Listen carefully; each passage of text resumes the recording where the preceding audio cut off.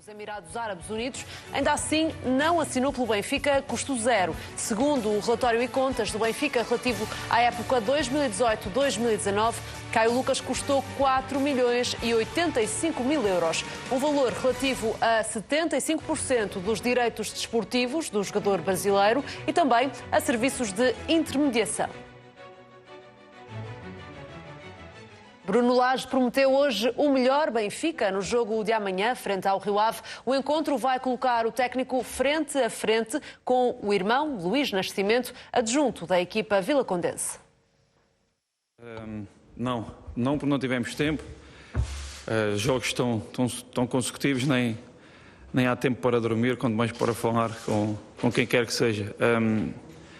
Não dividir este jogo em dois planos. O primeiro, claro, emocional, por aquilo que me liga à equipa técnica, ao Carlos Carvalhal, ao João Mário, ao Luís, mas depois de uma forma fria, ver o jogo por aquilo que é os 90 minutos, que é um lado estratégico e tático, e perceber realmente a enorme competência do Rio Ave, a sua forma de jogar, e nós preparados para essas dificuldades, para esse nível que o Rio Ave tem apresentado. Bruno Lage admitiu também a hipótese de Seferovic e Vinícius jogarem juntos no ataque do Benfica. No entanto, o técnico realçou que ainda é preciso trabalho para que essa dupla funcione na perfeição. A cada momento teremos sempre a oportunidade de poder jogar com os dois. Já o fizemos com Vinícius a entrar do banco e deu-nos resultados positivos, por isso o mais importante é com o treino e com o trabalho e com o dia-a-dia, eles criando ligações para que tal aconteça.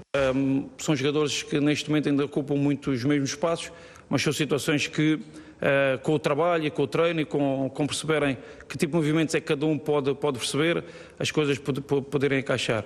Tivemos uma boa resposta nesse tipo de situações com o jogo da Vitória Setúbal, por isso a qualquer momento podemos repetir.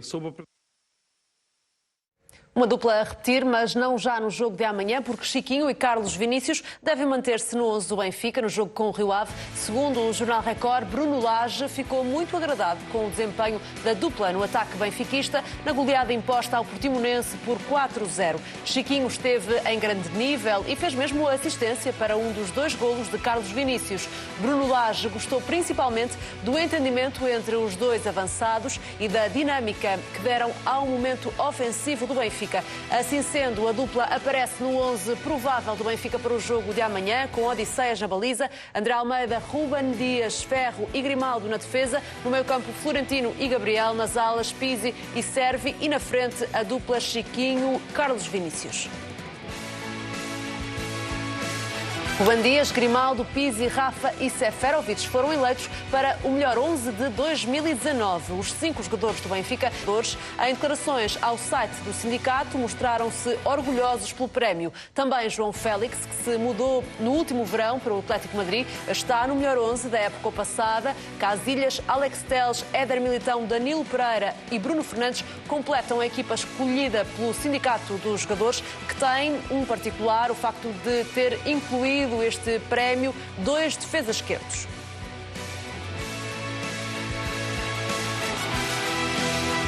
O Benfica homenageou Mário Dias, responsável pelo novo Estádio da Luz, no dia em que o recinto completou 16 anos. Luís Filipe Vieira realçou que a construção do novo estádio foi um ponto de viragem para o Clube da Luz.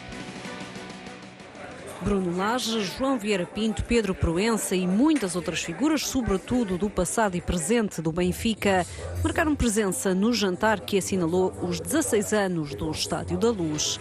Uma cerimónia que serviu para homenagear Mário Dias, vice-presidente de Manuel Vilarinho com o Pelouro do Património, reconhecido por todos como o grande obreiro da nova luz.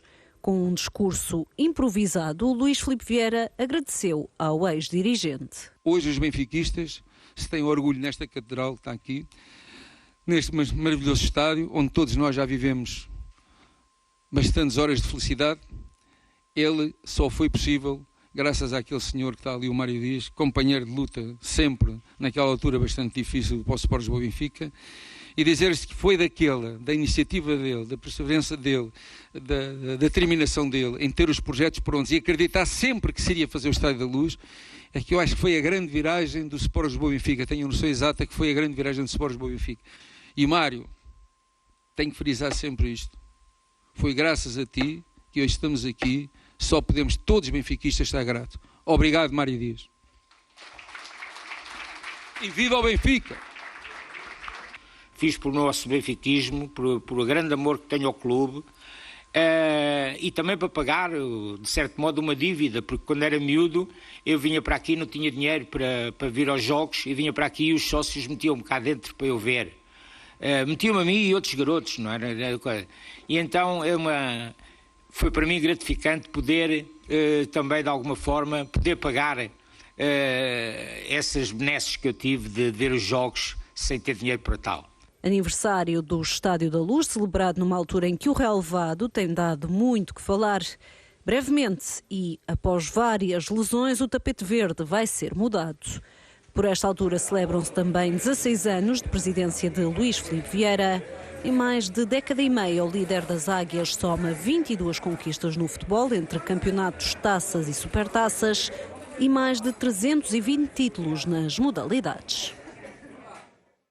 Avançamos com o Futebol Clube de Porto. A CMTV sabe que a estrutura portista ficou chocada com a linguagem utilizada por Sérgio Conceição depois do empate frente ao Marítimo. O presidente portista Pinto da Costa está entre os altos dirigentes da SAD que manifestaram desagrado pela forma como o técnico falou quando estava a representar o Futebol Clube de Porto de forma oficial. Fontes contactadas pelo Correio da Manhã explicaram que não é o estilo de comunicação que está em causa, até porque a forma como comunica reflete a personalidade forte de Sérgio Conceição, mas sim a linguagem que utilizou. Por outro lado, há elementos da estrutura portista que encaram o exagero nas palavras apenas como uma reação a quente depois de um jogo em que o Futebol Clube de Porto se sentiu prejudicado pelo estado do relvado, pela arbitragem e pela postura do adversário. Para Nuno Encarnação, Sérgio Conceição envergonhou o Futebol Clube de Porto.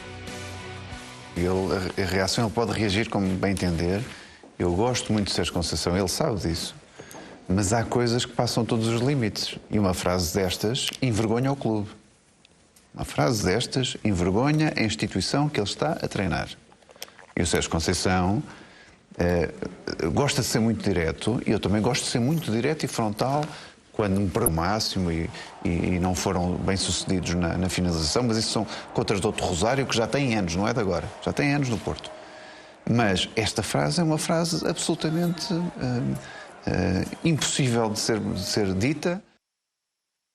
Apesar do mal-estar na estrutura portista, Sérgio Conceição não vai ser suspenso pela Liga de Clubes pela linguagem que utilizou depois do empate a um golo com o Marítimo. O técnico do Futebol Clube de Porto não pode ser retirado do banco porque, à luz do regulamento de competições do futebol profissional, não visou nenhum outro agente desportivo, nem existe uma figura na lei em que possa ser aplicada esta situação. Ainda assim, a Liga pode abrir um processo que, no entanto, nunca teria como desfecho mais que uma multa.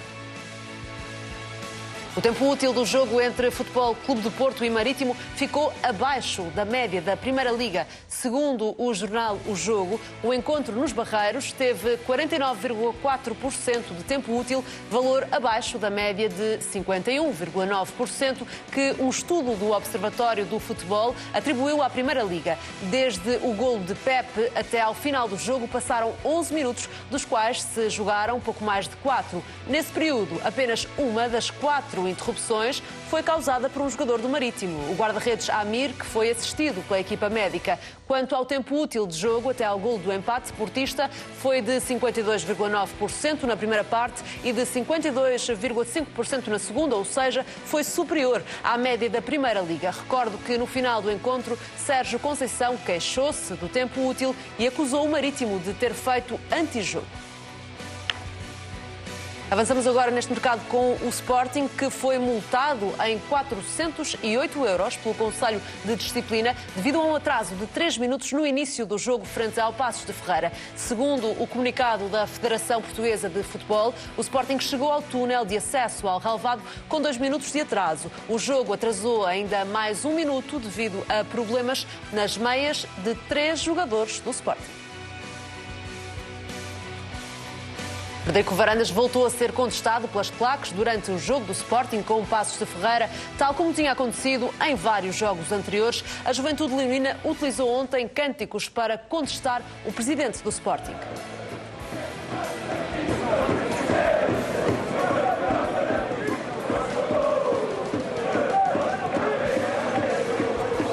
Este foi apenas mais um momento de tensão, desde que a direção de Frederico Varandas determinou o final do protocolo entre o Sporting e as claques Juventude Leonina e Diretivo Ultras 21. Este episódio pode levar a direção do Sporting a recuar na intenção de promover um diálogo entre as partes para resolver a bem este conflito.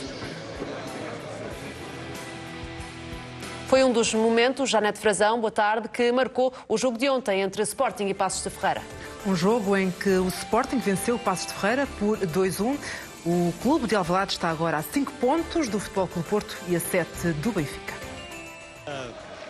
O Sporting obrigado a vencer para aproveitar o deslize do Futebol Clube do Porto. Os Leões entraram ao ataque. Aqui Luís Filipe só não marcou porque André Micael foi providencial. Era uma questão de tempo. Aos 11 minutos, Bruno Fernandes trabalhou bem na esquerda e serviu o golo ao avançado brasileiro, que não festejou frente à antiga equipa. Terceiro golo de Luís Filipe na Liga esta época. A posição do camisola 29 despertou dúvidas, mas Rui Costa validou o lance depois de ouvir o VAR. Logo depois, o Paços reclamou penalti por mão de Mathieu. Rui Costa mandou jogar. O Paços começou a segunda parte decidido a dar a volta. Bruno Santos quase reduziu, mas Renan negou o golo. Toque subtil do guarda-redes a fazer toda a diferença. O Sporting reagiu neste remate de Ristovski, com a bola a sair pouco por cima da baliza pacense. Douglas Tanque ainda tentou surpreender com este remate do meio da rua, mas Renan estava atento. Douglas Tanque, que minutos depois já não perdoou, o avançado foi às alturas buscar o gol do empate. Desta vez Renan já nada conseguiu fazer. Mas a alegria pacense durou pouco. 5 minutos depois, erro tremendo de Luís Carlos a colocar o braço à bola na área. Penalti assinalado, que Bruno Fernandes tratou de converter. O Sporting a segurar a liderança do marcador até ao final. Os Leões estão agora a 5 pontos do Futebol Clube do Porto e a 7 do líder Benfica. Resultado favorável para o Sporting. Ainda assim, Mariana Águas Silas admitiu que o resultado poderia ter sido outro. O que disse o técnico leonino? No final do jogo, na sala de imprensa, disse mesmo que, se calhar, o Paços de Ferreira não merecia ter perdido este jogo. Eu acho que nós poderíamos, depois do golo, ter gerido melhor o jogo, porque estávamos em vantagem, mas eu acho que ainda nos faltam alguns passos nesse sentido de conseguir gerir o jogo em vantagem. E mais uma vez não conseguimos fazer, também porque o Paços nos criou muitas dificuldades e acabámos por sofrer o golo do Paços, que eu acho que era merecido também, por aquilo que o Paços estava a fazer. Portanto, um jogo muito dividido, acabou por pender para o nosso lado, mas eu acho que o Paços também está de parabéns, porque fez um belo jogo e se calhar nem merecia perder. Nós tínhamos trabalhado alguns movimentos que funcionavam, as poucas vezes que fizemos funcionavam e depois deixámos de fazer. Eu acho que aí o aspecto psicológico dos jogadores também ainda está aquém daquilo que nós precisamos e que eles precisam para poder gerir o jogo em vantagem. Depois da segunda parte, como disse, eu acho que o Paços foi superior, honestamente acho que o Paços foi superior, também por isso, porque nós deixámos de fazer aquilo que tínhamos que fazer. Do lado do Paços de Ferreira, Pepa disse que o penalti cometido por Luís Carlos foi ingrato e incompreensível. O técnico realçou ainda que o Paços de Ferreira podia ter marcado antes desse lance, que disse também ser caricato. Se repararmos no lance que antecedeu o penalti e a falta, nós estamos com o Zé praticamente dentro da área a cruzar o segundo poste e o Tanque por pouco não faz o segundo gol. Ou seja, estamos próximos do segundo gol, o Sporting conseguiu sair de pressão, sai em transição rápida para o corredor contrário nós estamos 2-1, fazemos uma falta, pronto, escusada, mas isto lá dentro, a velocidade do jogo e as decisões às vezes não ajudam. E depois de uma bola parada, um lance caricato, mas olha, acontece aos melhores, acontece a quem está lá dentro, portanto é não voltar a acontecer, porque uma coisa numa bola corrida, agora numa bola parada é um bocado ingrato, incompreensível, mas como eu digo, acontece aos melhores e quem está lá dentro. Valorizar é o grande jogo que nós fizemos, acima de tudo, na segunda parte, volto a reforçar. Daqui a pouco vamos falar sobre este jogo e estas declarações, mas para já olhamos para o futebol brasileiro porque o Flamengo de Jorge Jesus empatou 2 golos na deslocação ao terreno do Goiás na jornada 29 do Campeonato Brasileiro. O primeiro golo do jogo só chegou aos 53 minutos na segunda parte. Gabigol estava no sítio certo para aproveitar a defesa incompleta do guarda-redes adversário.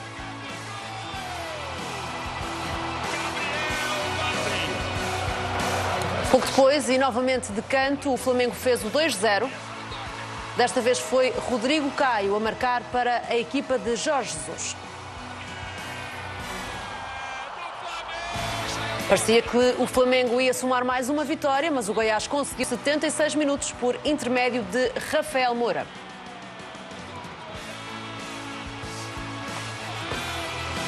O empate chegou mesmo já 4 minutos depois dos 90. Michael fez o 2-igual na cara do guarda-redes.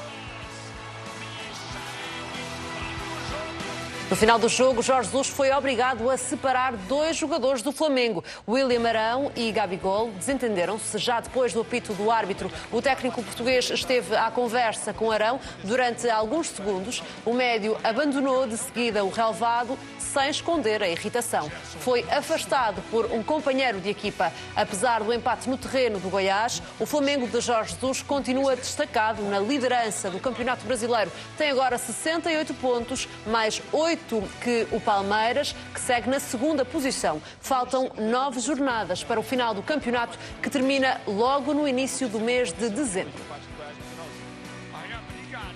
Este empate deixou Jorge Jesus mal-humorado e isso percebeu-se na sala de imprensa. Professor, o senhor chegou aí com uma filosofia diferente da que tem sido aplicada no futebol brasileiro. Um jogo ofensivo. Quer dizer aquela gente para se calar.